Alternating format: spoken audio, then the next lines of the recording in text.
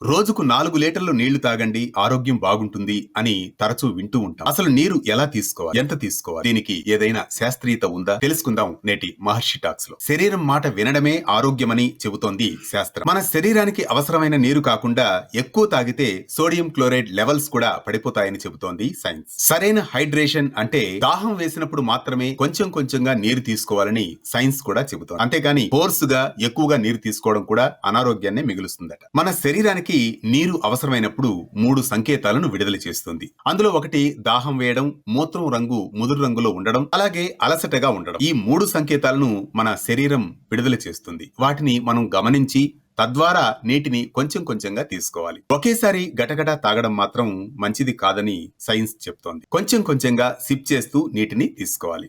సాధారణంగా టీని సిప్ చేస్తూ ఉంటాం. ఈ విధంగా టీ ఏ విధంగా సిప్ చేస్తూ తాగుతామో ఆ విధంగా నీటిని కూడా సిప్ చేస్తూ తీసుకోవాలని సైన్స్ కూడా చెబుతోంది. ఈ రీల్ తరువాయి భాగం పార్ట్ 2లో చూడండి.